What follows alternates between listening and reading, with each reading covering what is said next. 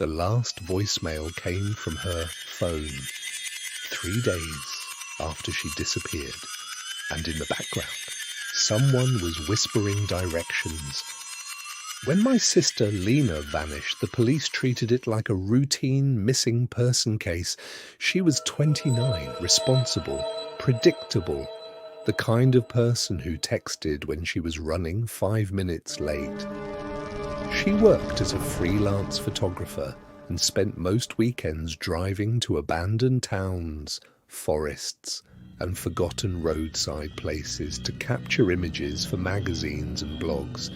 She loved locations that felt untouched, places where time seemed to stop, but she always told someone where she was going, always. That Friday in October, she sent me a message at 6:14 p.m. Going to check out an old service road near Black Pine. Should be back tonight. Black Pine was a tiny mountain town that had nearly emptied out decades earlier after a new highway bypassed it. There were still a few gas stations and a diner, but most people only knew it as a dot on the map. I replied with a thumbs up. That was the last normal thing I ever received from her. At 11:47 p.m, she left me a voicemail. At first it sounded ordinary, car engine idling, her breathing, then her voice, quiet, controlled, like she was trying not to panic. If you get this, I took the wrong road. There was a pause, the turn signal clicked in the background. I keep passing the same mailbox. Another pause, then she whispered, "I don't think I'm alone out here." The message ended. I called back immediately. No answer. I kept trying until 2 in the morning, straight to voicemail. By sunrise, I was driving toward Black Pine. The police met me at the sheriff's office. They said her phone had stopped transmitting around midnight. Her car was found later that afternoon, parked on a dirt road 11 miles into the forest. Driver's door closed, keys still in the ignition, camera bag on the passenger seat, wallet untouched. But Lena was gone.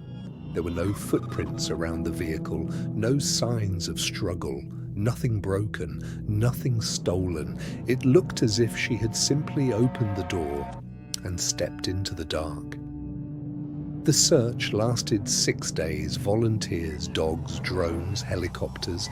They found no trace of her, not a piece of clothing, not a camera lens cap, nothing. The sheriff eventually sat me down and said the words, "Families dread." Sometimes people choose to disappear. I knew my sister. She did not choose this.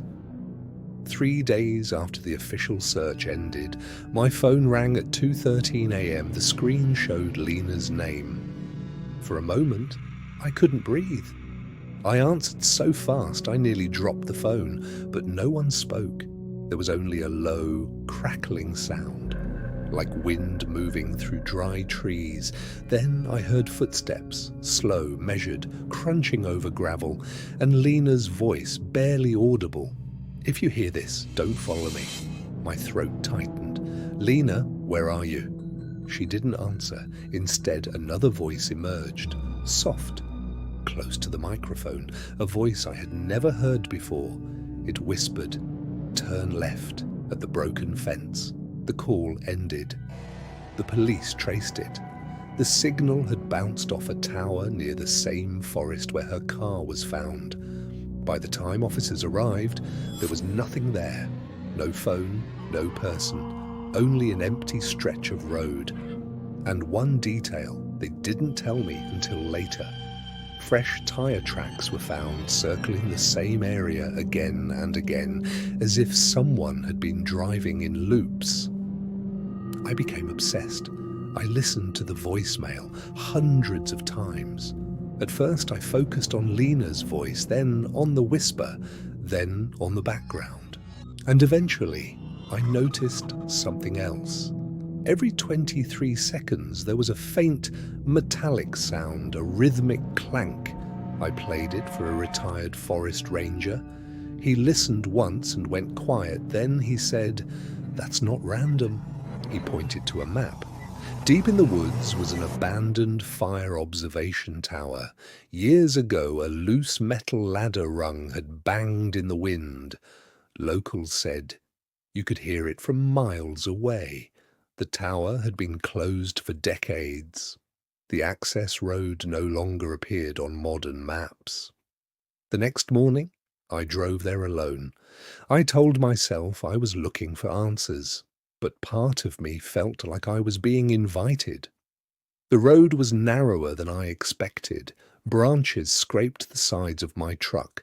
My GPS lost signal after 10 minutes. The forest grew unnaturally quiet. No birds, no insects, only the sound of tires over gravel. Then I saw it, a rusted fence, partially collapsed, exactly as the whisper had described. Turn left at the broken fence. Beyond it stood the fire tower, tall, crooked, rising above the trees like a skeleton. At its base I found Lena's scarf caught on a nail, clean, untorn, as if it had been placed there, not dropped. My hands were shaking when I started climbing. Each step groaned under my weight. Halfway up, I heard movement above me, a single footstep, then another. I called her name, no response. Only that same metallic clank. Closer now. At the top was a small observation room. The door stood open. Inside, dust covered everything, except for one spot near the center, a perfect circle where the dust had been disturbed, as though someone had stood there for a very long time. Lena's camera rested on the floor, battery dead, memory card still inside. I nearly dropped it in my rush to leave. I viewed the footage that night. Most of the images were ordinary: trees, road signs, the abandoned tower from a distance. Then the final video began. Lena was driving, speaking to the camera. I keep seeing someone on the side of the road. Her hands trembled on the steering wheel. He looks the same every time, same coat, same posture. The camera turned toward the window. At first, there was nothing. Then a figure appeared between the trees, standing perfectly still, too far away to make out details. The footage cut. The next clip showed the inside of the tower. Lena was breathing hard, crying. She aimed the camera toward the room. No one there. Then she whispered, "He's waiting for me to look away." The camera drifted for 1 second. When it lifted again, the figure was inside the room, closer, tall, featureless, its face hidden in shadow. The recording ended. I took the footage to the sheriff. He watched in silence, then asked me a question I wasn't prepared for. "How long ago did you say Lena disappeared?" 3 weeks. He nodded slowly, then turned the monitor toward me. In the final frame, the time stamp was visible.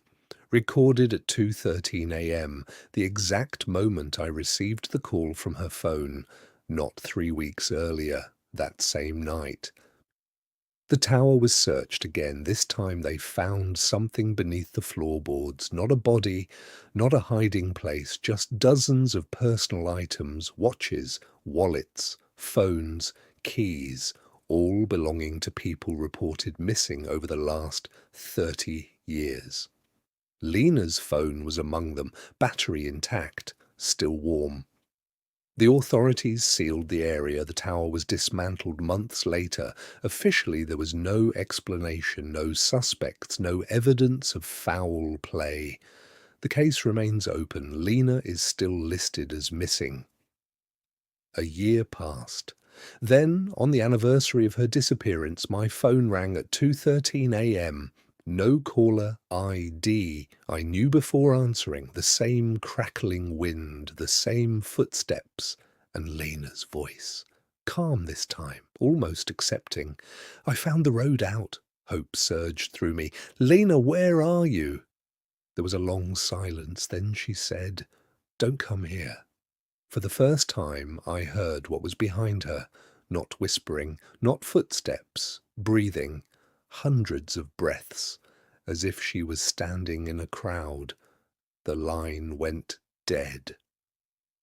I changed my number, moved to another state, tried to rebuild my life, but every year, on the same night, at exactly 2:13 a.m., the phone rings.